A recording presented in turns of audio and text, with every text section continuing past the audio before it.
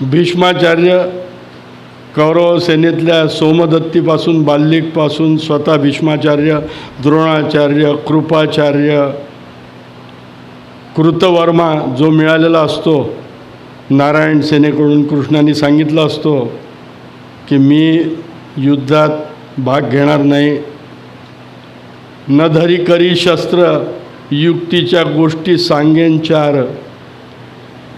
आणि म्हणून अर्जुन त्याला पहिले दिसतो समोर, तर अर्जुन त्याला मागून घेतो आणि त्याचा दुर्योधनाला आनंद होतो. एक अक्षोहिणी सेना आपल्याला यादववीरांची मिळणार आहे. घे ना म्हणे या कृष्णाला, नाहीतरी हा शस्त्र उचलणारच नाही आहे. तर असं तर हे असं ठरतं. मग युद्धाचे नियम ठरतात. सेनापती कोणाला करायचा हा प्रश्न दुर्योधनाला असतो. कोणाला करणार होता हो सेनापती? भीष्माचार्याशिवाय अस्त्रास्त्र शस्त्रास्त्र युद्ध, विद्वत्ता, धाडस, शौर्य हे सगळे गुण त्यांच्यात होते. म्हणून त्यांना तो सेनापती करतो. पांडवांकडनं कोणाला करायचं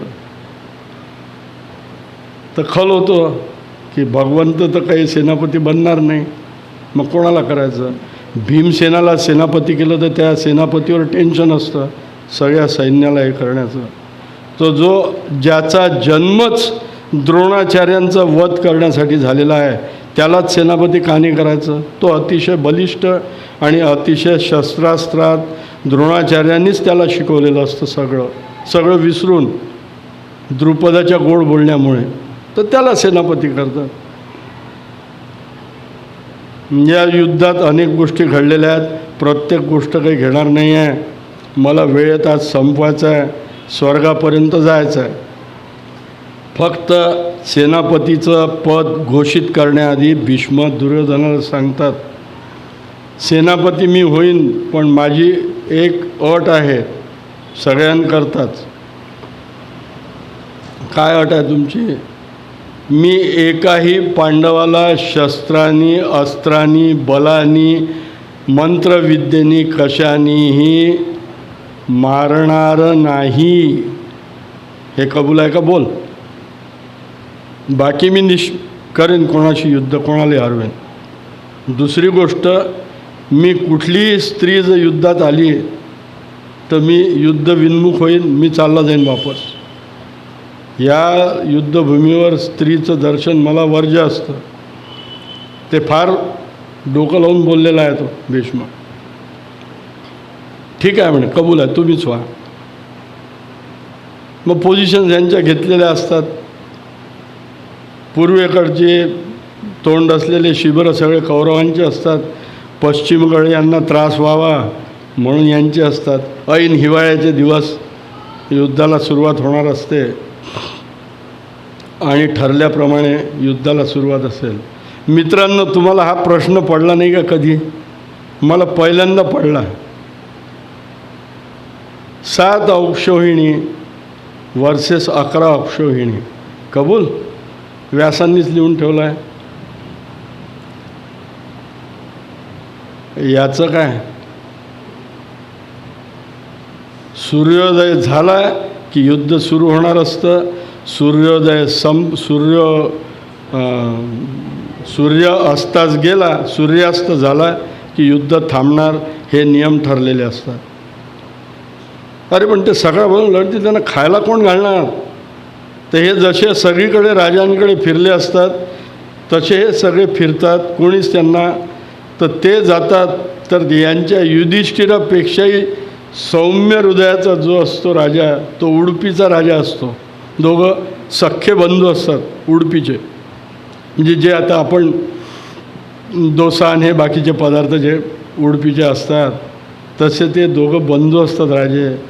त्यांना खूप आग्रह करतात की तुम्ही युद्धात या, सगळ्या जगातलं मोठं युद्ध होणार आहे, तुमचं नाव होईल अमुक. मग काय म्हणे, तुमचं काम आहे, तुम्ही आमचे मांडलिक झाले, मग आमचं तुम्ही काहीच ऐकत नाही आहे. म्हणजे आम्ही मदत करू तुम्हाला. मी कशी मदत करणार?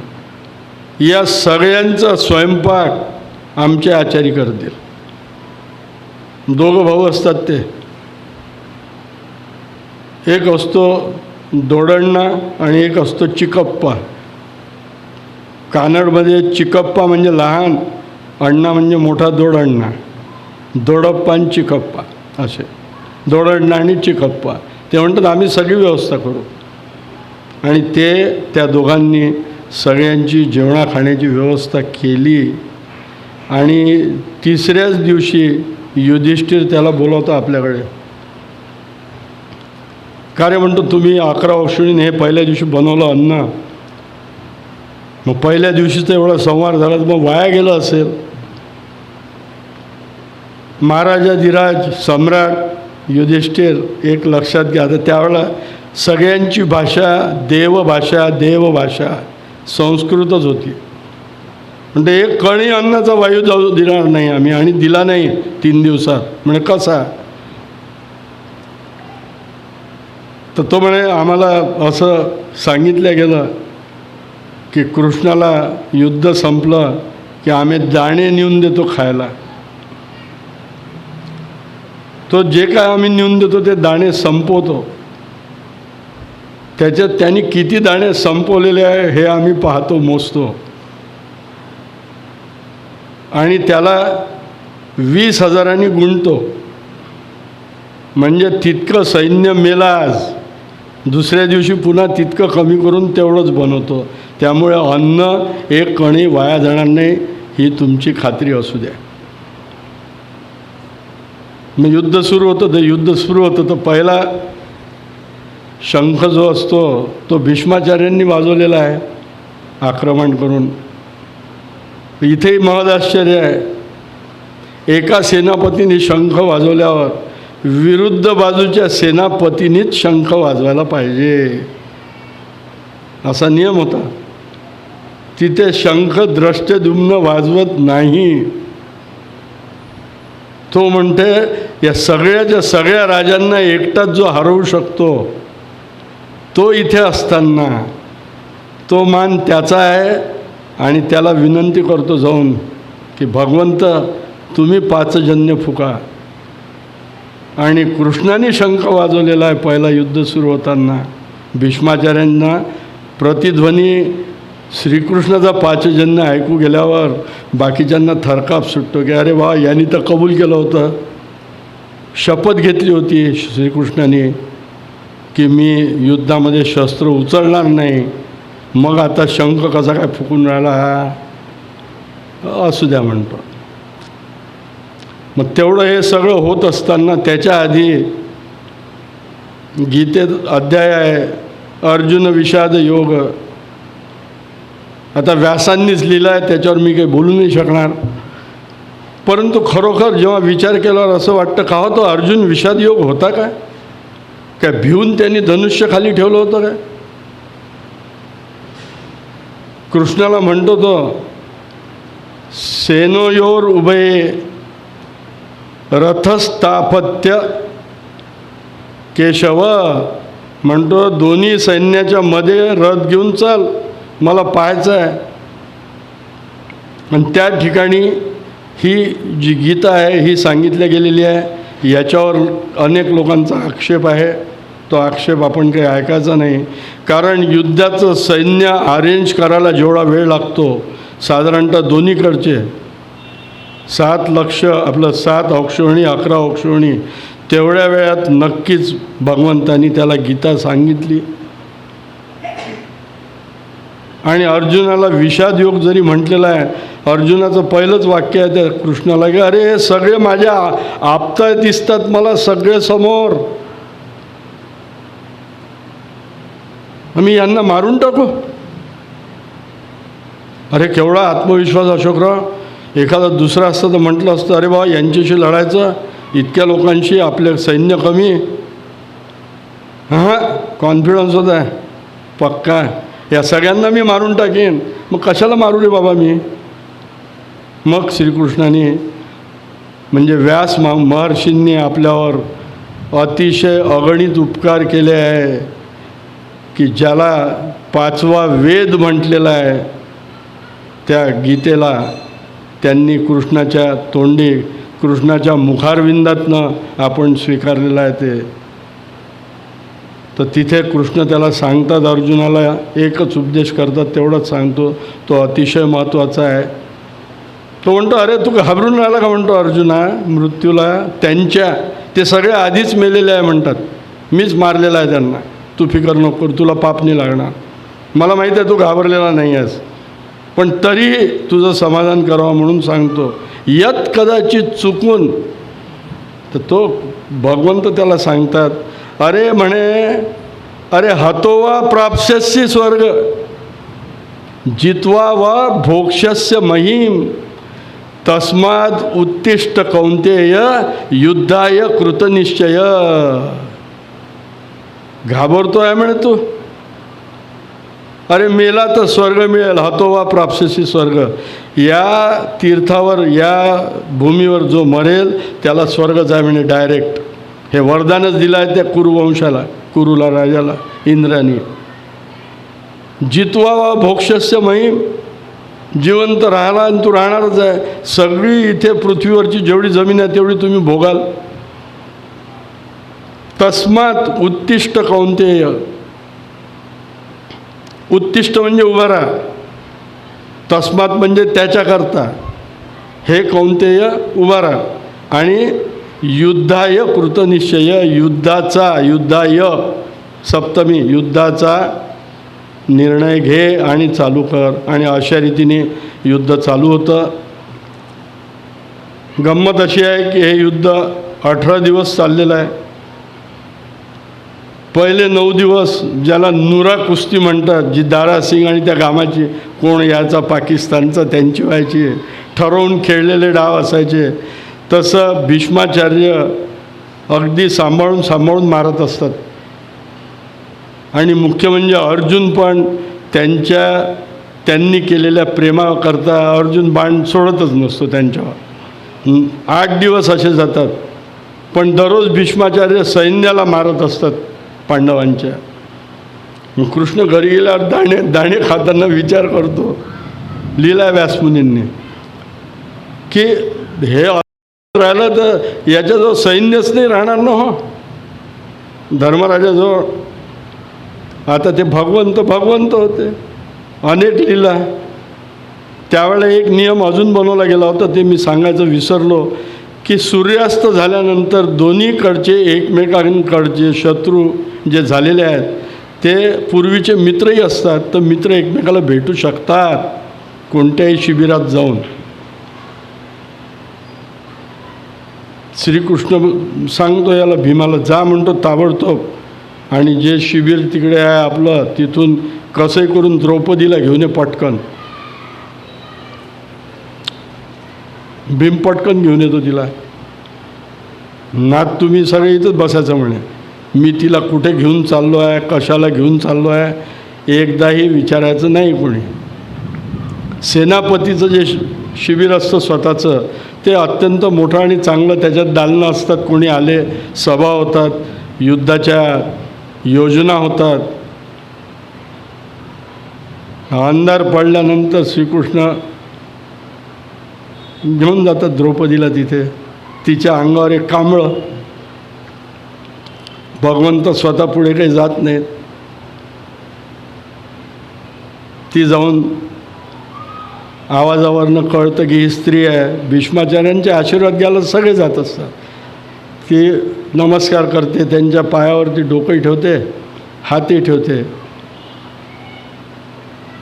आता असं केल्यानंतर असं म्हणतात की नमस्कार फुकाचा, आशीर्वाद लाखाचा. आता आशीर्वाद देणार माणूस लाखाचा नव्हता, हा करोडोचा आशीर्वाद होता. तिने डोकं ठेवल्याबरोबर भीष्म आशीर्वाद देतात तिला, अखंड सौभाग्यवती भव. झालं कृष्णाचं काम. आणि मग तिला म्हणतात, असं त्यांनी आशीर्वाद दिल्यावर तू कांबळं काढून टाकायचं आपल्या डोक्यावरचं. मग द्रौपदीला पाहिल्याबरोबर भीष्म म्हणतं, हां बोला तुझ्या सख्याला, आता कळलं मला तू का आली ते, बोला त्याला म्हणे. आणि मी आलो म्हणे तुम्हाला भेटायला, आज्ञा झाली आहे म्हणे तुम्हाला. कोणाची? यमधर्माची. तुम्हाला ती कळली की नाही माहीत नाही. तर हेच विचारायला आलो की तुमचा मृत्यू कशात आहे हे सांगा. काय धैर्य आहे हो शत्रूला समोर जाऊन आपल्या पितृतुल्य माणसाला. पण हे स्वतः भगवंत होते, एकाच बिरादरीचे होते ना. भीष्माचार्य माणसाच्या जन्माला चुकून आले हो शापामुळे. गंगा आणि शंतनूचा शेवटचा 8वा पुत्र, ज्याला वसिष्ठांनी त्या 8 वसूंना शाप दिल्यामुळे याला गंगेने पहिल्या 7 तर झाल्याबरोबर डुबवून दिलं गंगेत. मुक्ती मिळाली त्यांना. 8वा पुत्र ती सोडते. शंतनू तिला ओरडतो तिच्या अंगावर की कैदाशिणी कोण आहे तू, अशी मारते आहे मुलांना. मग ती आपलं खरं स्वरूप सांगते. म्हणते हा 8वा तुझा पुत्र, याचं नाव द्यू. वसिष्ठ मुनींची कामधेनू यांनीच पळवली, बाकीच्यांनी नुसता हातभार लावला. हे सगळे मला पृथ्वीवर येण्याच्या आधी भेटले आणि म्हणाले माते आमचं आयुष्य तिथलं काही सेकंदाचंच ठेव. पृथ्वीवरच्या सेकंदाचं, म्हणजे सेकंद नव्हतं म्हटलं त्यावेळेला, सेकंद नव्हतं, निमिषच होतं. 7 जणांना मारते ती. आणि जो द्यू म्हणून लहाना असतो, जो भीष्माचार्य होतो, त्याला सगळं आयुष्यभर ते भोगावं लागतं. तर भीष्माचार्य म्हणतात आता तू आलाय तर मग तुला एकट्याला कशाला, बाकीचे पांडव बाहेर उभे आहेत का? तो म्हणतो नाही. मग भीष्माचार्यांना आनंद होतो की यांनी माझी इज्जत ठेवली, आले नाहीत विचारायला निर्लज्जाचं. बरं झालं म्हणतो तू आणलं नाही त्यांना, कारण तू त्यांना आणलं असतं तर त्यांनी ऐकलंच नसतं. पण तू ऐक आणि त्यांना समजव. उदयिक 9व्या दिवशी जे युद्ध होईल तेव्हा माझ्यासमोर अर्जुनाला आणायचं नाही. अर्जुन पाठीमागे राहील. अर्जुन याचा समोर शिखंडी म्हणून, शिखंडिनी असते ती, पण तिला शिखंडीचं रूप स्थूणाकर्ण नावाच्या यक्षामुळे मिळतं. द्रुपद राजांनी त्या मुलीला झाल्याबरोबर मुलगा म्हणूनच वाढवलं असतं की द्रोणाचार्याचा वध करणारा मुलगा पाहिजे म्हणून. आणि तिचं मुलगा म्हणून लग्न करतो, फजिती होते आणि ती आत्महत्या करायला जाते. तर वनात तिला स्थूणाकर्ण यक्ष भेटतो, जो कुबेराच्या हाताखालचा असतो, कुबेराचा उजवा. तो म्हणतो माझं पुरुषत्व मी दिलं तुला काही दिवसांकरता, तुझे जी बायको आहे, जी सैन्य घेऊन येणार आहे ते टळेल. तर असो, तर ती शिखंडीला मी तिला पुरुष मानतच नाही. ती जर समोर आली तर माझ्याकडून बाण सुटणार नाही. केवढं मोठं हृदय होतं. अशा रीतीने तटस्थपणे मी जेव्हा अशोकराव पुरेचा विचार करतो तेव्हा भीष्मांनी दुर्योधनाशी, सेनापती पदाशी इमानदारपणा राखला का? सेनापतीपद घेतलं होतं तुम्ही, पण सेनापती पदापेक्षा त्यावेळेला धर्म अधर्म हे जास्त होतं. धर्म ठेवायचा, धर्माच्या बरोबर राहायचं म्हणून भीष्म हे कबूल करतात. ठीक आहे. 9व्या दिवशी भीष्म पडतात. भीष्म पडायच्या आधीचं फ्लॅशबॅक करतो आहे. युद्ध सुरू व्हायच्या आधी फ्लॅशबॅकमध्ये B.R. चोप्रा दाखवायचे तसं ओळख करून देताना आपल्या सैन्याची दुर्योधन म्हणतो तुम्ही एकेकाची ओळख करा. सगळ्यांची ओळख करून देताना भीष्माचार्य कोण रथी आहे, कोण महारथी आहे हे सगळं सांगतो. 18 जणांची नावं घेतो. त्या 18मध्ये एकाचं नाव घेत नाही. तो संतापानी असा तिळमिळलेला असतो तो. एवढ्या सगळ्यांचे नावं घेतले. अश्वत्थामाचं नाव घेतलं, याचं घेतलं, त्याचं घेतलं. त्रिगर्तराज सुशर्मा जो दुर्योधनाचा मित्र आहे त्याचंही नाव घेतलं रथी म्हणून. माझं नाही घेतलं. तर तो दुर्योधनाकडे रागाने पाहतो. कोण रागाने पाहतो? आपले सूर्यपुत्र. हां, असं कसं माझं नावच नाही घेतलं? तर दुर्योधन पाहतो अजून कोणाला विसरले का तुम्ही? तर भीष्माचार्यांनी त्यांची नेत्र पल्लवी पाहिली असते. भीष्माचार्य म्हणतो, तू विचारू इच्छितो ना की तुझा जो मित्र आहे त्याचं नाव नाही घेतलं. तू ज्याला मित्र समजतो तो तुझा मित्र नाही आहे म्हणे. त्याची गणना मी महारथी अतिरथी रथी याच्यात तर करतच नाही. तो अर्धरथी आहे म्हणे, हे लक्षात ठेव. तेव्हा दुर्योधन म्हणजे त्याच्या अंगावर कवच कुंडलं आहे, हे आहे ते आहे. अरे कवच कुंडलं होते ना म्हणे त्याच्या अंगावर. 4 वेळा अर्जुनाने म्हणे त्याला एवढं त्याची म्हणे त्याचं षंढत्व उघडकीस आणलं अर्जुनाने, ते तुला दिसत नाही म्हणे. घोषयात्रेच्या वेळेला तुम्ही गेले होते म्हणे सहकुटुंब, तुला कोणी सोडवलं? कर्णाने सोडवलं. कर्ण तर पळत आला म्हणे इकडे की दुर्योधनाला बांधून ठेवला आहे म्हणून. तर अशी भीष्माचार्यांनी त्या कर्णाची अवहेलना केली असते. आणि खरं बोललेले असतात, ते खोटं बोललेले नसतात. की दांभिकपणा आणि स्वतःच्या बळाया मारण्यात खूप वस्ताद असतात लोक. जे नाही आहे ते सांगायचं, जे नाही आहे ते सांगायचं. तसाच हा असतो, मी एकटा संपवून टाकेन त्यांना. मग त्याला राग येतो, तो तिथे शपथ घेते करणं की हा थेरडा, हे शब्द वापरले आहे पंडित, मी नाही म्हणत, थेरडा म्हटलेला आहे.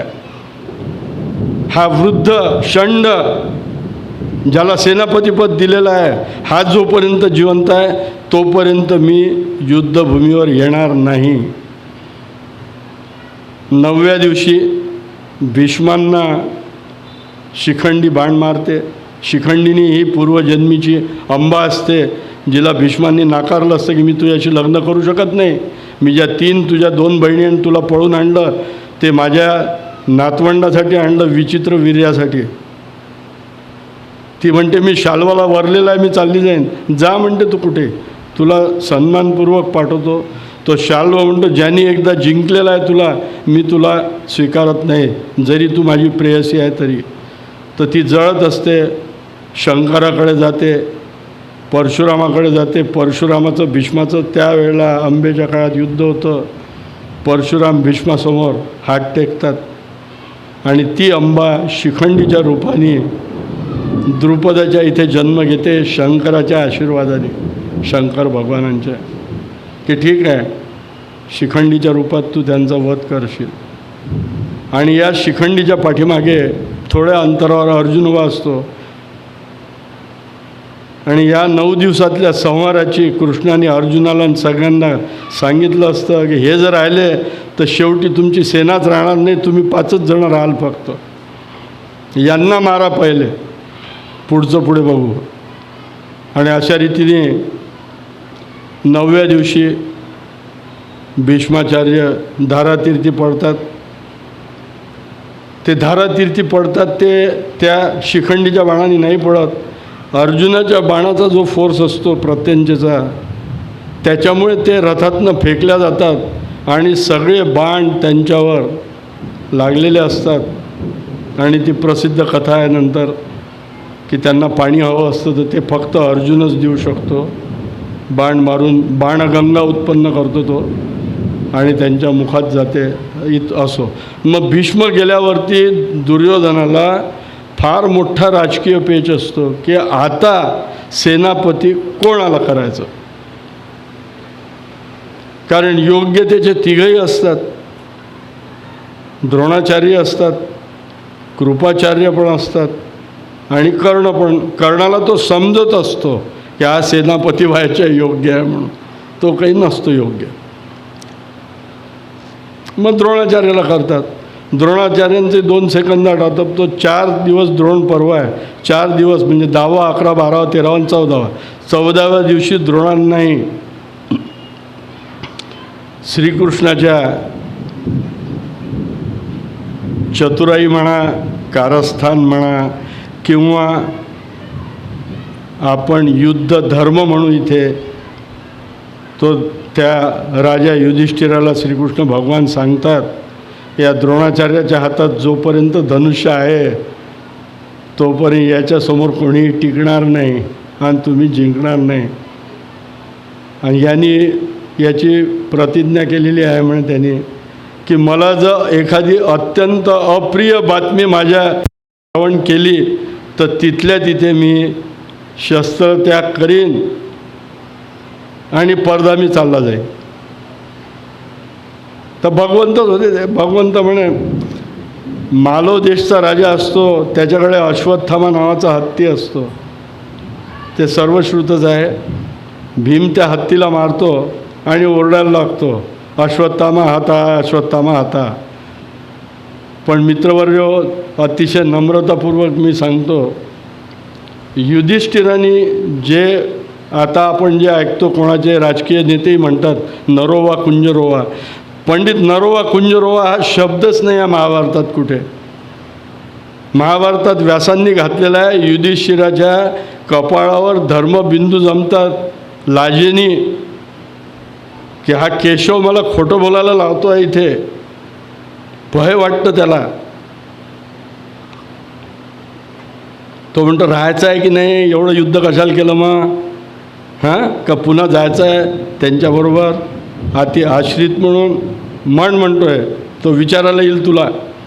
तर बाकीच्यांना विचारतो द्रोण आजूबाजू, हो म्हणते अश्वत्थामा मेला. याच्याकडे येतात तेव्हा शब्द असे व्यासांनी टाकलेले आहे युधिष्ठिराच्या तोंडी. ते वामन पंडितांनी केलं का कोणी केलं माहीत नाही. नरोवा कुंजरोवा अतिशय सोपं केलं, मग असं नाही आहे ते. तो युधिष्ठिर स्वतःलाही बचावतो त्याच्यात. तो म्हणतो, त्याच्या तोंडी वाक्य घेतलेलं आहे, तम तथ्य भये मग्नो जये युधिष्ठिरहम शब्द उच्चार स्वाहा अश्वत्थामा हता उती. नंतर आहे अब्रवीती राजन, म्हणजे स्वतः युधिष्ठिर. अब्रवीती म्हणजे बोलला नाही पुढे. अश्वत्थामा हता उती कुंजर उद्युक्ता. माणूस अश्वत्थामा आहे की हत्ती आहे हे तो तोंडातल्या तोंडात पुटपुटतो. आधी त्याचं वर्णन केलेलं आहे. हे याच्यात आहे. नरोवा कुंजरोवा शब्द कुठे नाही. 15 दिवस शोधलं मी, म्हटलं ज्या माल दिसूनच नाही राहिलं नरोवा कुंजरोवा कुठे आहे, दिसलंच नाही, नव्हतंच ते, नाहीच आहे असं तो उद्गारतो. आणि द्रोणाचार्य आपला शस्त्रत्याग करून तिथेच कुंडलिनी जागृत करण्याच्या प्रयत्नात असतात. त्याच वेळेला दृष्टद्युम्न पाहतो आणि सगळे पाचाल ओरडतात, अरे हीच वेळ आहे, उडव त्याचं डोकं. आणि इथे द्रोणाचार्यांचं मुंडकं उडवतो. अर्जुन त्याच्या अंगावर आपल्या सेनापतीचं जातो रागाने, की त्यांना मारू नको, त्यांना मारू नको, पण हा मारून टाक. हा झाला 14वा दिवस. द्रोणाचार्य गेल्यावर कोणाला करायचं सेनापती, मग कर्णाला अभिषेक करतात. 16वा दिवस, 16वा आणि 17वा कर्णाचा, नाही 15वा आणि 16वा कर्णाचा द्रोणपर्व, आपलं कर्णपर्व 2 दिवस. त्याच्या आधी एक अशी घटना घातलेली आहे व्यासांनी. प्राच्यविद्या संशोधित प्रती आहे भांडारकरची. ती म्हणते की असं काही घडलं नसावं. माझा जास्त विश्वास त्या नीलकंठावर आहे. त्यांनी जी टीका केलेली आहे ती ओरिजिनल व्यासरचित जे आहे त्याच्यावर केलेली आहे. आणि त्याच्यात आहे की इंद्र भगवान अर्जुनाच्या रक्षणासाठी त्याला कवच कुंडल मागायला येतो आणि कर्ण देतो. माझ्या मते याला काहीच अर्थ नाही आहे, कारण कवच कुंडल असतानाही अर्जुनाने 4 वेळा त्याला पराभूत केलेला आहे. 4 वेळा, 4 टाइम्स. मग कवच कुंडल कशाला मागणार आहे हो? तरी इंद्राला वाटतं की नाही, ते असल्यामुळे एखाद्या वेळेला अर्जुनाचा बाण घुसला नाही आतमध्ये, तर अस्त्र घुसलं नाही तर मग काढून देतो कर्ण कवच कुंडल त्याला. मग कवच कुंडल देताना एक नेहमी आपण ऐकतो दानशूर कर्ण. मी काही कर्णाचा बालजन्मीचा काही मी शत्रू नाही आहे, पण जे खरं आहे तेच सांगणार. प्रत्येक वेळा दान केलं की ते काही जन्मभर नाही केलेलं कर्णाने, बिलकुल चूक. युद्ध जेव्हा चालू होणार असतं ते युद्ध चालू होण्याच्या 15 ते 20 दिवस आधी तो चालू करतो की मी दान देणार आहे. मग दाते येतात, जे मागतात ते देतो. तो पलंग तोडून देतो, आपलं जे पाहिजे ते, चंदनाचं लाकूड पाहिजे घे, पलंग तोडलं. पण दान करणारे जे असतात ते उलट पक्षी त्या जो असे हात करून असतो त्याला काही वेगळं मागत नसतात. ते हा दानशूर करणं प्रत्येक वेळी प्रत्येकाला मागत असतो की मला आशीर्वाद द्या की माझ्या हातूनच अर्जुनाचा वध होईल. असं कोणी मागते का हो? आणि तेवढी ताकद होती का तुझी? दिसलं होतं याच्या आधी अर्जुनाशी खेळताना की त्याची काय आणि तुझं काय. आणि अज्ञातवासात असताना आपला वनवासात असताना अर्जुन 4 वर्ष सगळ्या देवदेवतापासून जे अस्त्रास्त्र घेऊन आला होता त्याच्या इतका अस्त्रविद्येने संपन्न तिसरा कोणी नाही असं भगवंत म्हणतात. तिसरा कोणी नाही. मग दुसरा कोण होता? अर्जुन. भगवान पाहतात त्याचं रूप, म्हणतात पहिले तर तुझं रूप चांगलं करतो मी, तुझ्या काढून दिलेलं आहे. अस्त्र देऊन जातो ते तुझ्या संपूर्ण आयुष्यात फक्त तू एकदाच वापरू शकशील. फक्त एकदाच ते अस्त्र जाईल तुझ्या प्रतिस्पर्ध्याला मारून टाकेल आणि मग तुझ्याकडे वापस येणार नाही. कबूल आहे? ठीक आहे, कबूल आहे. या अस्त्राचं नाव वासव अस्त्र म्हणतो. तर वासव हे नाव इंद्राचं आहे. वासवी शक्ती दिली असा उल्लेख महाभारतात आहे. वासव म्हणजे स्वतः इंद्र आणि इंद्राने ती शक्ती दिली कर्णाला. पुढचा प्रसंग असा येतो की त्यांनी जे जे जितकं मागितलं असतं लोकांना दान देऊन ते त्याच्या मनासारखं काही होत नाही करण्याचं. द्रोणाचार्यांना मारल्यानंतर याला सेनापती केल्यावर रात्रीचं पण युद्ध सुरू ठेवून देतो कर्ण. म्हटलं रात्री सुद्धा चालू ठेवून यांनी कपटाने मारलं द्रोणाचार्याला. रात्रीचं युद्ध सुरू होतं. रात्रीचं युद्ध सुरू झाल्यावर भीमाला आपल्या बायकोची हिडिंबेची आठवण येते. हिडिंबेने त्याला म्हटलं असतं की महाराज संपूर्ण आयुष्यात तुम्ही तर काही आमच्याकडे येणार नाही, पण तुम्हाला जर कधी आमची म्हणजे माझी आणि तुमच्या पुत्राची, त्याच्या पुत्राचं नाव घटोत्कच, त्याला जर तुम्ही या आठवण केली नुसती तर कालातीत जाण्याचं त्याला वरदान आहे. तो क्षणामध्ये तुमच्यापर्यंत पोहोचेल. रात्रीचं युद्ध सुरू झाल्यावर कोण कोणाला दिसत नाही, मग टेंबे उजळवतात हे, आणि तसं युद्ध चालू होतं. आणि रात्रीच्या वेळी राक्षसांची ताकद प्रचंडपणाने वाढलेली असते. तर तो घटोत्कच येतो आणि भीमाला आपल्या हातावर घेतो असं, आणि तात तुम्ही बोलावलं, स्मरण केलं, मी हा इथे हजर आहे, सांगा. तर भीमसेन म्हणतो ते त्या भगवंताला विचार म्हणतो. तर कृष्ण म्हणतो बस आता काय सांगायचं काय आहे, तुला जेवढा विध्वंस करता येईल या सेनेचा तेवढा कर सगळ्या यांनी. आता त्याच्याजवळ काही खूप अस्त्रास्त्र शस्त्रास्त्र असं काही ट्रेनिंग नसतं. राक्षसाचा मुलगा तो भीमाचा असतो. पण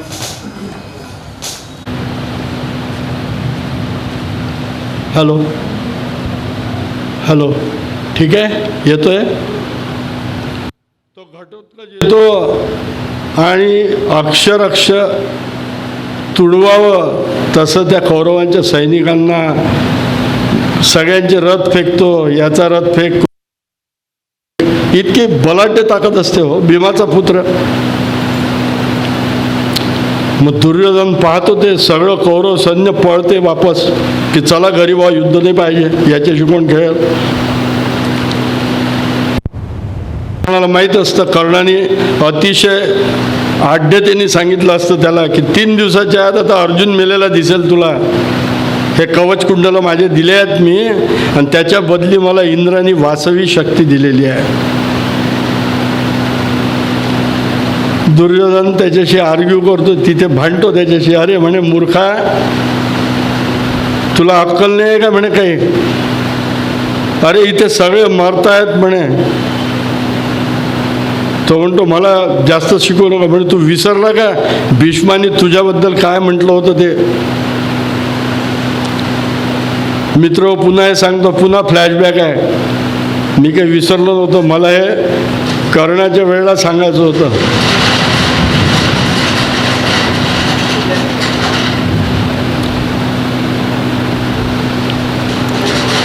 त्यावेळेला भीष्मांनी दुर्योधन जेव्हा म्हणतो त्यांना की तुम्ही माझ्या मित्राची उपेक्षा केलेली आहे, त्याचा अपमान केलेला आहे, तर भीष्माचार्य त्यावेळेला म्हणजे युद्ध सुरू व्हायच्या आधी त्यांनी सांगितलेलं असतं, मित्र या शब्दाची व्याख्या तरी तुला माहीत आहे का म्हणे दुर्योधना.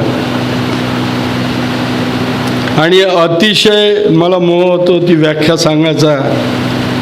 आपल्या आयुष्यात अजून अनेक मित्र शत्रू येणार असतात. मित्राची व्याख्या ते सांगतात, दुर्योधनाला लक्षात घे म्हणे, हा काही तुझा मित्र नाही आहे, हा शत्रू आहे तुझा. नुसता जो गोड बोलतो तो मित्र नसतो. मग ते सांगतात भीष्माचार्य त्यावेळेला त्याला पापांनी वारी येते, योजयते हिताय. मित्र कोणाला म्हणावं ही व्याख्या आहे.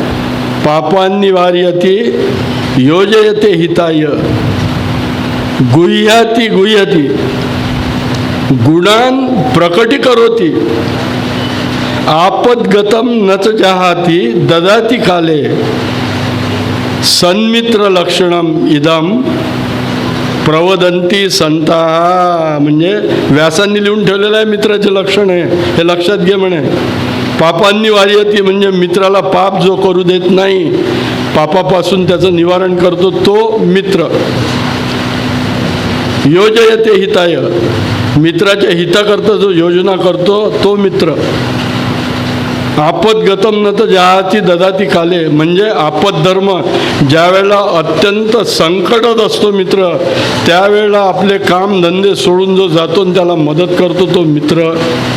हे सगळे जे लक्षण आहे त्यातलं. आणि गुह्याती गुहती, गुह्याती गुहती म्हणजे मित्राचे जे अतिशय दुर्गुण असतात, जे पोटात ठेवतो तो मित्र.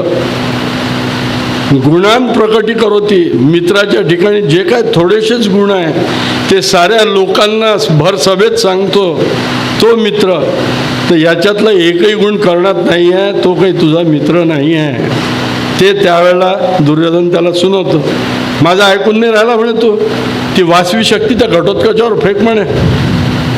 तो मेला तर पुढे आपण राहू, आपणच नाही राहिलो तर युद्ध कोण करणार.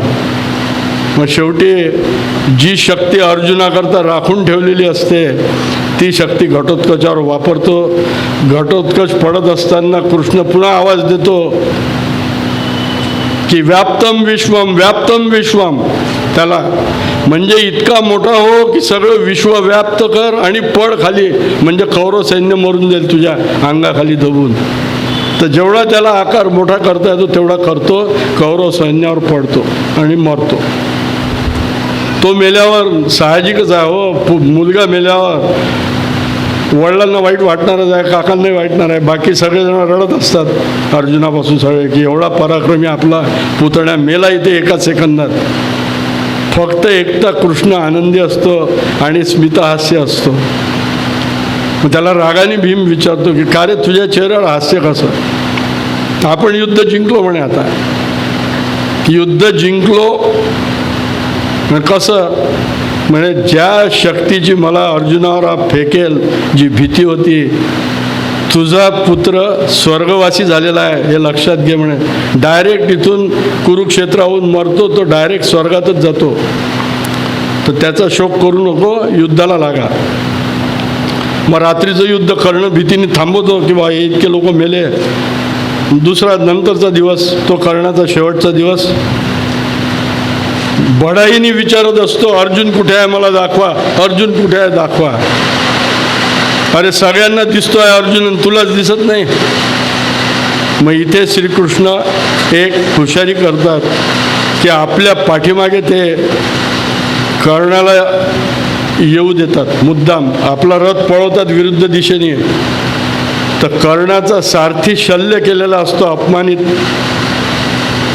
कर्णाला वाटतं की हा आपल्याला घाबरून पळतो आहे अर्जुन पाठीमागे. तर सैन्याच्या दूर अशा जागी कृष्ण नेतो त्याला की ज्या ठिकाणी खूप चिखल झालेला असतो, धरती नरम झालेली असते, अशा ठिकाणी नेतो आणि जे त्याला शाप दिलेला असतो, दोघांचा शाप दिला होता त्याला. आता हे शाप खरे कसे व्हायचे माहीत नाही, ते शिकायची माझी खूप इच्छा आहे. आहेत काही लोक असे परीक्षणामध्ये की द्यावा हो, पण ते शक्य होत नाही. मी इथंच राहणार आहे पंचा घालून असो. तर श्रीकृष्णाला माहीत असतं परशुरामाने याला शाप दिलेला आहे म्हणून, की जे जे मी शिकवलं ते तुला युद्धात आठवणार नाही, काहीच आठवणार नाही, कारण तू माझ्याशी खोटा बोलला. भृगु वंशाचा आहे असं सांगितलं, तू भार्गव नाही आहे. आणि एका ब्राह्मणाने शाप दिला असतो त्याला. तिथे परशुरामाच्या तिथे सराव करताना एका गायीचा मृत्यू त्याच्या बाणामुळे झाला असतो, आणि ती गाय चिखलातनं बाहेर येण्याचा प्रयत्न करत असते. त्यावेळेला कर्णाचा बाण लागतो, तिला चुकून लागतो पण लागतो. तर म्हणून त्या गायीसारखाच तू चिखलात फसून राहशील. कृष्ण बरोबर नेतात त्याला, अशा ठिकाणी आणतात की जिथे त्याच्या रथाचं चाक गिळलेलं असतं पृथ्वीने, आणि ते काही तो वर काढू शकत नाही. शल्य त्याला काही मदत करत नाही. तो अर्जुनाला म्हणतो की अर्जुना, तू मोठा शूरवीर आहे, तुझ्या इतका शूर कोणी नाही. इंद्रालाही तू हरवतो, मग माझ्याशी धर्मयुद्ध कर, थांबून जा, मला रथाचं चाक काढू दे. कारण चालत्या फिरत्या याच्यावर माड मारणं कठीण असतं. अर्जुन संभ्रमित होतो, अतिशय शुद्ध अंतःकरणाचा असतो, पण त्याच्याबरोबर असतो ना पित्त खवळून उठते त्याचं, कर्णाने अधर्म म्हटल्याबरोबर. त्यावेळेला कृष्ण उठतो, उठ म्हणतो, उठ कर्णाला. आणि तेव्हा विचारतो, त्याचं वामन पंडितांनी सुंदर केलेलं आहे, तेव्हा कुठे गेला होता राधा सुता तुझा धर्म, कोते गता धर्म, तेव्हा कुठे गेला होता, केव्हा. तरी तो निर्लज्जासारखं म्हणतो केव्हा.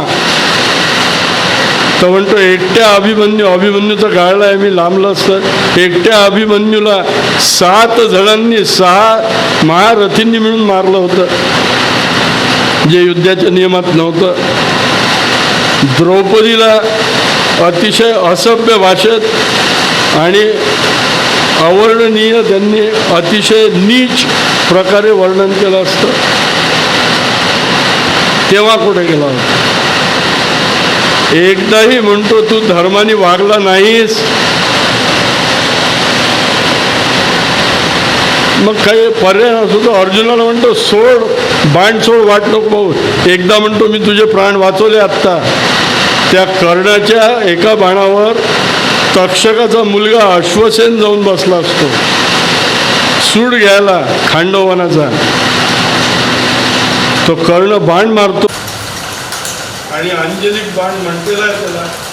ते अस्त्र असतं, नुसतं शस्त्र नसतं, साधे शस्त्र असतात, त्याचा नेम चुकू शकतो. अस्त्र जे असतं त्याचा नेम कधी चुकत नाही. अंजलिक अस्त्र हे शंकराने दिलेलं असतं अर्जुनाला. 2 दिलेले असतं, 3. एक संमोहनास्त्र, एक पाशुपतास्त्र आणि अंजलिक.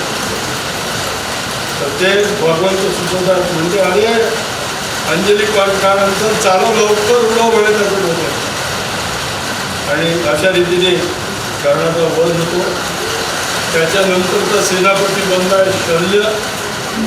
त्या शल्याच्या सेनापती बनत. पण एक सांगायचं राहिलं, कर्ण जेव्हा सेनापती असतो तेव्हा त्याच्यासमोर भीम सांगतो कृष्णाला की 15 मिनिटाच्या आत मी येतो, थांबा तुम्ही, तोपर्यंत कर्णाला तुम्ही का 15 फक्त थोडासा वेळ तिष्ठ. तो जाऊन द्रौपदीला घेऊन येतो आणि सगळ्या या कर्णासमोर, कृपाचार्यासमोर आणि सगळ्या सैन्यासमोर भीमसेन आवाहन देतो की मी जी प्रतिज्ञा केली होती की या दुःशासनाचं नरडं फोडीन, छाती फोडीन, रक्त पिन याचं, आणि याच्या रक्ताने द्रौपदीचे मोकळे केस जे 13 वर्ष सोडलेले होते त्याची मी वेणी बांधली, ते आज मी करणार आहे. ज्याची हिंमत असेल त्यांनी या दुःशासनाला वाचवावं. कोणाची हिंमत होत नाही. भीमाचं रूप पाहून दुःशासनाला मारतो तो आणि द्रौपदीला घेऊन येतो आणि द्रौपदीची स्वतःच्या हाताने वेणी घालतो. आश्चर्य आहे, मारण्याचं नाही, वेणी घालण्याचं असो. आणि इथे कर्ण वेल्यावर शल्याला सुद्धा दुसऱ्या दिवशी त्याचा भाचाच हा युधिष्ठिर हा भाल्याच्या युद्धात अतिशय निपुण असतो. त्या भाला युद्धामध्ये शल्यालाही मारून टाकतो आणि अशा रीतीने ते युद्ध संपल्यात जमा होतो. पण त्यांच्याकडचे 3 जण अजून जिवंत असतात कौरवांकडचे. ते म्हणजे अश्वत्थामा, कृतवर्मा यादव आणि कृपाचार्य आणि चौथा दुर्योधन. दुर्योधन पडून एका सरोवरामध्ये जलस्तंभन विद्या त्याच्याजवळ असते लपून बसतो आणि आरामी करत असतो. तर हे तिघांना कळतं, कृपाचार्यांना, अश्वत्थामाला. ते म्हणतात चला आपण तुला सांगू की शेवटचा सेनापती मी राहीन तुझा. अश्वत्थामा म्हणतो मला खरा, माझ्या वडिलांना यांनी कपटाने मारलं, मी या सगळ्या पाचालांना यांना मी मारून टाकेन, पांडवांना झोपेल. तर कृपाचार्य विरोध करतात. अरे म्हणतात तू माझा भाचा आहे रे, म्हणतो तू एका ब्राह्मणाचा मुलगा आहे, तू असं बोलतो. ते म्हणतं सगळं गेलं खड्ड्यात, मी मारणार. आणि अश्वत्थामा त्या रात्री काय भगवंताला सुगावा लागतो, गुप्त हेर असतात काय असं माहीत नाही. भगवंत त्या रात्री 5 पांडवांना, द्रौपदीला त्या कुरुक्षेत्रावर झोपू देत नाही, दुसऱ्याकडे नेतात आणि बाकीचं सैन्य राहिलेलं ते तिथे झोपलेलं असतं. अश्वत्थामा रात्री एक घुबड कावळ्यांना मारताना पाहतो आणि त्याला सुचतं या झोपेतच सगळ्या मी पांचालांना मारून टाकेन. आणि अश्वत्थामा, कृतवर्मा आणि हे त्या सगळ्यांना मारून टाकतात आणि अश्वत्थामा व्यासांच्या आश्रमाकडे पळून जातो. दुसऱ्या दिवशी सकाळी द्रौपदी जेव्हा पाहते तर ती एकच म्हणते भीमाला की म्हणते माझ्या नशिबी फक्त दुःखच दुःख लिहिलेलं आहे, दुसरं काहीच नाही. भीमसेन म्हणतो तू आज्ञा कर, आत्ता मी पकडून आणतो त्याला. हे म्हणते आण पकडून त्याला अश्वत्थाम्याला. तर अर्जुन आणि भीम जातात. व्यासांच्या तिथे गेल्याबरोबर अश्वत्थामाने आधीच व्यासांना वंदन केलेलं असतं, माझ्याकडून काही चूक घडली आहे. तर व्यास म्हणतात बरं बघूया. आणि जसा अर्जुनाचा रथ येतो तसा हा अश्वत्थामा ब्रह्मास्त्राचं स्मरण करून ब्रह्मास्त्र सोडतो. पण त्याला फक्त ब्रह्मास्त्राचं त्याला उपशमनच येत असतं. ब्रह्मास्त्र वापस कसं घ्यायचं हे द्रोणाचार्यांना त्याला शिकवायला वेळ मिळालं नसतं. हा फ्लॅशबॅक समजावा. आणि अर्जुनही ब्रह्मास्त्र सोडतो. मग त्या तिथे परशुराम अवतरतात, सगळे येतात ऋषीमुनी. अरे म्हणतो ज्या ठिकाणी ब्रह्मास्त्र पडतं त्या ठिकाणी किमान 3 पिढ्या 4 पिढ्या दोष असणारी जनता निर्माण होते. तिथे उगत नाही काही, तर तुम्ही ब्रह्मास्त्र वापस घ्या. तर अर्जुन ताबडतोब वापस घेतो, कारण त्याला शिकलेला असतो. अश्वत्थामा शिकलेलाच नसतो ते की वापस कसं घ्यायचं. तर अश्वत्थामा मी म्हणतो हे सोडलेलं आहे आणि हे सगळ्या जनांवर मी सोडत नाही, हे फक्त माझा पांडवांवर राग आहे. तर पांडवांचा जो नातू आहे म्हणतो उत्तरेच्या पोटात अभिमन्यूचा मुलगा परीक्षित, त्याच्या गर्भावर मी सोडतो. तर त्यावेळेला कृष्णाचं त्याला उत्तर आहे अरे सोड म्हणे, 1 नाही 12 ब्रह्मास्त्र सोडतो. तू हे विसरला की तुझ्या समोर कोण उभा आहे. आणि अशा रीतीने ते त्या ठिकाणी संपतं. उत्तरेला मृत मूल होतं. मृत प्राय म्हणून मृत होतं का माहीत नाही, पण महाभारतात मृतमूल झालं असंच वर्णन आहे व्यासांचं. आणि त्यावेळेला द्रौपदीने आपल्या सुनेला सांगितलेलं असतं की बाई, संकट आलं की स्वतःची विद्वत्ता पाजळायची नाही, मी जे सांगते ते ऐकायचं. संकट प्राणांतिक असेल तर भगवंताला हाक घालायची. भगवंताला म्हणजे श्रीकृष्णाला. तर ती उत्तरा विलाप करते, खूप तिला रडू येत असतं की माझ्या गर्भातलं माझं लहान मूल कोणतंही अर्भक आहे, त्याला मारल्यावर दुःखच होते हो मातेला. तर तिचा प्रसिद्ध विलाप व्यासांनी दिलेला आहे, तोही सांगतो. ती कृष्णाला साथ घालते हो. ती म्हणते माझ्या सासूबाईंनी मला सांगितलं आणि ते खोटं कधी असणार नाही. माझी सासू खोटं बोलत नाही. तिने सांगितलंय की संकट काळ आला की भगवंताची आठवण करायची. तर ती आवाहन करते कृष्णाला जोरात, पाही पाही महायोगी देव देव जगतपते, नान्यम त्वद्भयम पश्ये यत्र मृत्यू परस्परम, अभिद्रवती मामिषम शरदप्तायसो विभो, कामं दहति माम गर्भो निपात्यताम, हे देवेन, हे जगद्गुरु असं म्हणते थांबते. याचा अर्थ असा आहे, पायी पायी म्हणजे आमच्या इथे इंटरव्ह्यू असले की संस्कृतच्या तिथे काही लोकांना अटक मिळाला खूप इथे संस्कृत बसवून देतात. MA झालेलं MA झालेलं आहे त्याला, तिला म्हटलं बाबा सांग हे धातू कोणता आहे याच्यात. पायी पायी म्हणजे ती पायी म्हणजे पहा, ती म्हणे मुलगी इंटरव्ह्यूला आलेली. हेडिंग मॅनेजमेंटने सांगत आहे सध्याचे MA हे संस्कृत होतात, ज्ञान काही नसते, कसे होतात माहीत नाही. लेले मास्तर आम्हाला क्षमा करा, लेले मास्तर जिंदाबाद. असो, तर तिने हे सांगितलं पाही म्हणजे पापाती धातू आहे म्हणजे रक्षण करणे. अरे म्हणते कृष्णा रक्षण कर, तुझ्या भयाने इथे सगळे सैनिक एकमेकावर चालून मरतात आहे. त्वद्भयम पश्ये, पहा एकसारखा, यत्र मृत्यू परस्परम, प्रत्येक जण आपापला मृत्यू प्रत्येकाला मारतोय, ते वाचव. आणि कृष्ण भगवंत त्यावेळेला सांगतात, काय म्हणतात ते, याच्याहून पुन्हा वादविवाद होतात लोकांचे. पहिल्यांदाच भगवंत म्हणतात तिला की मी आजवर कधीही अधर्माने वागलो नाहीये, त्या पुण्याने हा मुलगा जिवंत होईल. मी कधीही अर्जुनापेक्षा जास्त सख्य माझं कोणाशीच नाही आहे, बलरामाशी सुद्धा नाही. त्या माझ्या हा पुत्र जिवंत होईल. त्याच्या पुढचा आहे त्याच्यावर वाद होतात मग लोकांचे, आमच्याशी आम्ही घालतो वाद. तो म्हणतो मी आयुष्यात एकदाही खोटं बोललेलो नाही आहे, त्या पुण्याने हा मुलगा जिवंत होईल. आता मी कधी खोटं बोललो नाही आहे आणि लोक त्याच्या नावाने कृष्ण कारस्थान, कृष्ण कारस्थान, कृष्ण कारस्थान. 5 वेळा अशोक भाऊ खोटं बोललेलं चालतं असं भागवतात व्यासांनी कृष्णाच्या तोंडी लिहून ठेवलेलं आहे. भागवतात आहे, महाभारतात पण आहे.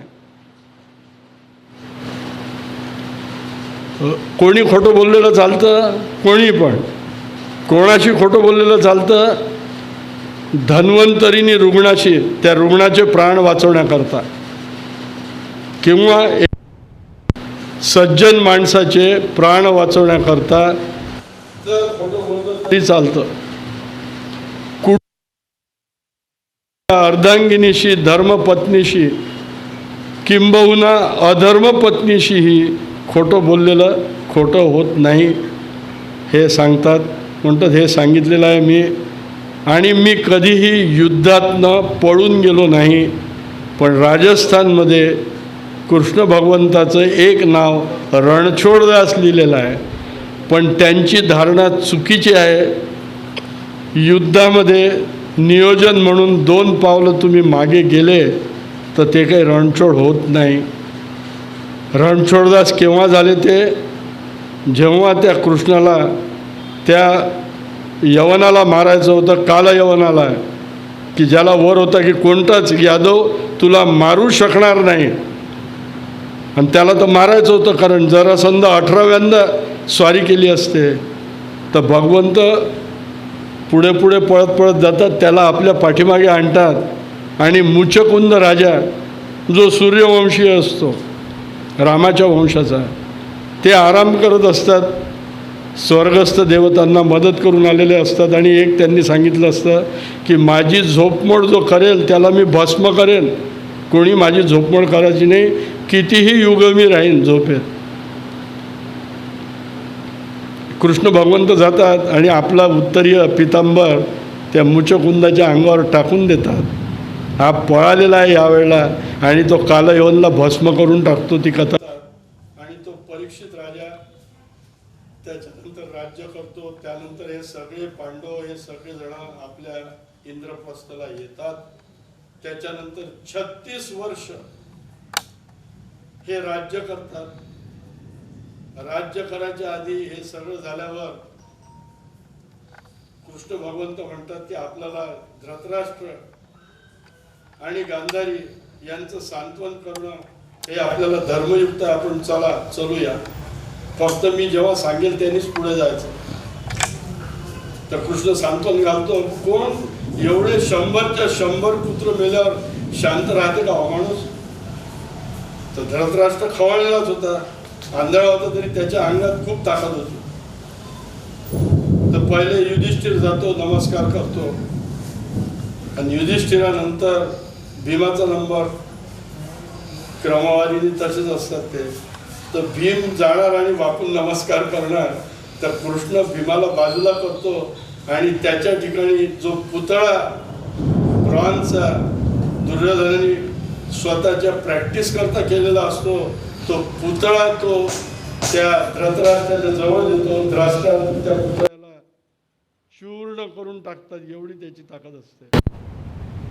अरे भीमा, मी मारलं तुला भीमा. पण त्याचं नंतर कळतं त्याला की आपल्याला उल्लू बनवलं, आणि अशा रीतीने ते आपल्या राज्यात येतात. 36 वर्ष ते राज्य करतात. राज्य करत असताना भीमसेन काही चूप झालेला नसतो. तो नेहमी टोले देत असतो धृतराष्ट्राला आणि गांधारीला, की इतकं छळलं तुम्ही आम्हाला, आम्ही पहा किती सुग्रासन्न देतो आहे तुम्हाला, आम्ही तुम्हाला कांचन देतो आहे, सगळ्यांचे श्राद्ध करण्याकरता सगळं देतो आहे. आणि मग येता यांना एकेकाला कुठपर्यंत मारणार हो. अशोकराव वर्णन आहे, 42 लाख लोक 18 दिवसात मेले. कल्पना करा, 42 लाख. मग त्या एकेकाला जाळत बसणार होते काय? या कोरोनामध्ये चायनाने जसे जाळले तसे त्यांनी सगळ्यांना भडाग्नी दिला, जाळून टाकले. आणि मग तर्पण प्रत्येकाला करायचं होतं. यांचे अभिमन्यू गेले, हे गेले, ते गेले. मग युधिष्ठिर तर्पण करत असतो. पण धौम्य ऋषी विचारतात की बा आता सगळे झाले ना, अभिमन्यू झाला, हे झाला, तो झाला, अमुक झाला, तमुक झाला, आता कोणी राहिलं आहे का? त्यावेळेला बहुधा बायका स्मशानात जायची प्रथा असेल, तर त्यावेळेला ती कुंती जाते तिथे आणि सांगते युधिष्ठिराला की युधिष्ठिरा, अजून एक तर्पण राहिलेलं आहे, ते दे, आणि मग आपली सगळ्यांची सुटका होईल. तर तो म्हणतो कोणाचं राहिलेलं आहे? मी तर सगळ्यांना दिलं. ती म्हणते तुझ्या थोरल्या भावाला तू दिलेलं नाही. माझा थोरला कोण आहे? मीच थोरला आहे. नाही म्हणते युधिष्ठिरा, मला एक कादीन पुत्र होता, ते आज सांगते, आणि तो त्याचं नाव कर्ण, त्याला सुद्धा अर्पण कर, तर्पण दे. मग तो युधिष्ठिर तर्पण देतो. पण त्याला इतका संताप आलेला असतो, हे जरी युद्धाच्या आधी सांगितलं असतं तर युद्धच झालं नसतं. मी त्याच्या आधी सोपवून दिलं असतं का म्हणतं, माते सगळं काय केलंस तू हे? आणि सर्व माता भगिनींना त्यांनी शाप दिलेला आहे. आज शाप देतो म्हणे मी माते तुलाही, याच्यानंतर ज्याही स्त्रिया उत्पन्न होतील त्यांच्या तोंडात तीळ भिजणार नाही. आणि इथून नंतर 36 वर्ष झालेले आहे समजा, आणि ते स्वर्गारोहणाला लागतात. स्वर्गाला जाण्याची त्यावेळेला पायवाट होती. हे वाचून मला खूप आनंद झाला आणि आश्चर्य झाला. कैलासाच्या वरून जाऊन पाठीमागे स्वर्ग आहे असं त्याच्यात लिहिलेलं आहे. नाही तर कैलास तर काय काश्मीरातच जात नाही, आपण तर कुठे जाणार आहे, स्वर्ग नाही आहे. तर हे निघतात. तर त्या ठिकाणी पण द्रौपदीचा खरेपणा आणि धर्माचा खोटेपणा पुन्हा एकदा तिथे उघडकीस येतं.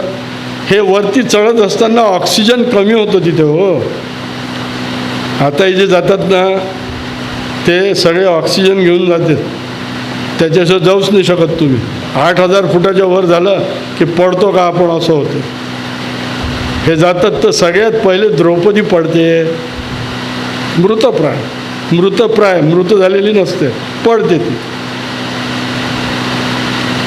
तर नकुल विचारतो झाला, दादा अरे पांचाली पडली म्हणे सगळ्यात पहिले, आणि तुम्ही तर सांगत होते म्हणे की जे पापी असतात ते सगळ्यात पहिले पडतात, आपल्याला तर स्वर्गात जायचं आहे. युधिष्ठिर म्हणतो ऐकायचं आहे का, म्हणतो पडली ती. तिने सगळ्यात जास्त प्रेम अर्जुनावर केलं म्हणे, म्हणून ती पडली. कोणी काही बोलत नाही. पुढे जातात, एक एक जण पडत जातो. भीमसेनही पडतो. तरी भीमसेनाला लक्ष त्याचं थोडंसं पाठीमागे असते. 2-2 फुटावरच पडतात सगळे. भीमसेनाला आवाज येतो, शीण. आपण कुठे असू कोण असू माहीत नाही, तिथे सुद्धा तिने एकाही भावावर अन्याय केला नाही. ती म्हणते पुढल्या जन्मी एकच मागणं आहे भीमा, तू या 5 जणांमध्ये तू सोडला हो एवढं म्हणते आणि प्राण सोडते. आणि शेवटी स्वर्गाच्या दारापर्यंत फक्त धर्मराज पोचतात आणि त्यांच्याबरोबर कुत्रा असतो. तर स्वर्गाच्या दारात इंद्र भगवान त्याला घेत नाही, म्हणतात इथे कुत्र्यांना परवानगी नाही, तू एकटा येऊ शकतो. तो म्हणतो येईल तर कुत्रही माझ्याबरोबर येईल, नाही तर मी खाली माझ्या भावासारखाच पडेल. मग तिथे इंद्र उघडतात दरवाजा आणि आत जातो. तर तो कुत्रा दुसरा तिसरा कोळीमधून या युधिष्ठिराचे वडील असतात यमधर्म, ते म्हणतात इथे मात्र मी तुला शिक्षा करणार आहे की तू 2 वेळा खोटं बोललास, एकदा युद्धात आणि एकदा इथे. या द्रौपदीचं प्रेम फक्त भीमावर होतं हे लक्षात घ्या म्हणे. ती त्याच्या कानात काय बोलली आहे तुला सांगणार नाही म्हणे अर्जुन, तुला वाईट वाटेल. आणि अशा रीतीने हे सगळे स्वर्गात पोचतात. आणि स्वर्गात यांना एक आश्चर्य दिसतं की सगळे कौरवांकडे स्वर्गात असतात आणि यांना तो देवदूत जो असतो तो म्हणतो तुमची जागा नरकामध्ये आहे. आश्चर्य वाटतं त्याला. तो म्हणतो जागा नरकामध्ये याच्याकरता आहे की तुमच्या अंतःकरणातला द्वेष अजूनही संपलेला नाही आहे कौरवांच्या बद्दल, म्हणून तुम्हाला काही काळ नरकात जावं लागेल. ही 60 प्रश्नांची 60 उत्तरांची कहाणी येथे संपते.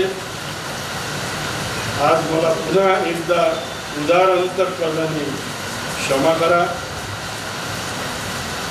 आणि एक त्याच्या आधी मला खालती इथे यायचं आहे. 2 सेकंद अंधार जरी असला तरी जे जिथे आहे ते तिथेच बसा.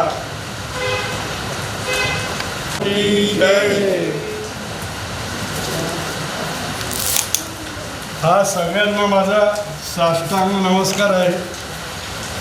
जे श्रोते ज्यांनी मला 4 दिवस 5 दिवस सहन केलं त्या श्रोत्यांना आणि त्या श्रोत्यांच्या अंतःकरणात वसलेल्या विष्णू भगवंताला हा नमस्कार आहे. असो गोपाल कृष्ण भगवान की जय.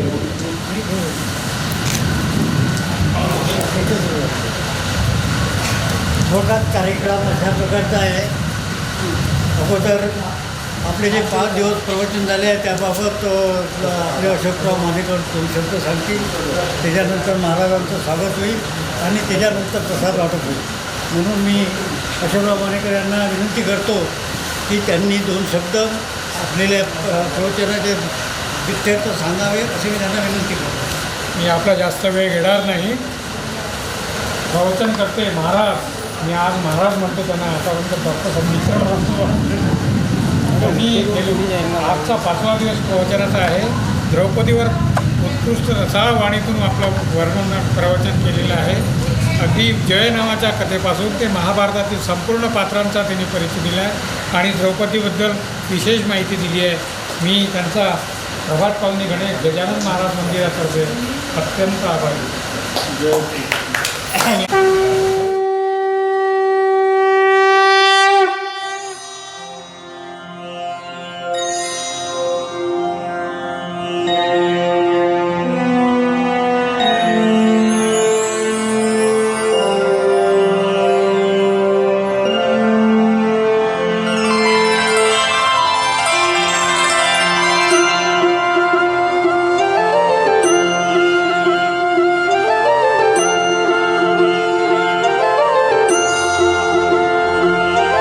दीनबंधू तु गोपाला रे, कृपा सिंधू तु नंदलाला रे. दीनबंधू तु गोपाला रे, कृपा सिंधू तु नंदलाला रे. दीनबंधू तु गोपाला रे, कृपा सिंधू तु नंदलाला रे.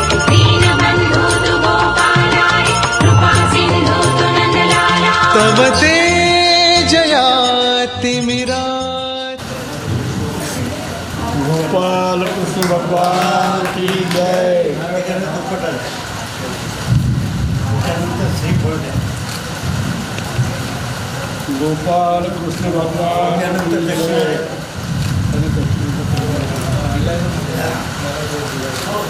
महाराजांचं स्वागत होत आहे. सर्वांनी टाळ्या वाजून स्वागत करावं. मंदिरातला प्रसाद दिला. मंदिरातला प्रसाद दिला. आता याच्यानंतर आपला मंदिराचा प्रसाद वाटप होईल. तर मी मंदिरातर्फे स्वागत आपण सर्व 5 दिवस उपस्थित झाला त्याबाबत तुमच्या सेवेबाबत आभार मानणं हे मंदिराचं काम आहे. म्हणून मी मंदिरातर्फे सर्वांचे आभार मानतो. विशेष म्हणजे ध्वनी आपल्या इथं लाऊडस्पीकर ध्वनीचं चांगलं काम केलेलं आहे. महाराज त्यावर एकदम समाधानी आहे. तसंच इथं रेकॉर्डिंग झालेलं आहे. हे रेकॉर्डिंगसुद्धा यांनी सेवा दिलेली आहे, त्यांचेसुद्धा आभार मानतो. आणि इथं उपस्थित असलेले सर्व बंधू आणि भगिनींनो 5 दिवस इथं येऊन आपण प्रवचन ऐकला, लाभ घेतला याबाबत आपलेसुद्धा आभार मानतो. आणि महाराजांनी एवढा आपल्याला म्हटल्यावर टाईम दिला म्हणून महाराजांनीसुद्धा आभार मानतो. आणि एवढे म्हणून आजचा कार्यक्रम संपला हे जाहीर करतो.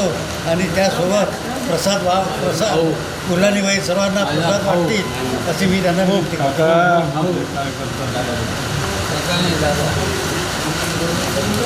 माझ्या दृष्टीने काकाचा कोणी आला असेल तर महाराजांचं दर्शन घेऊन घ्या.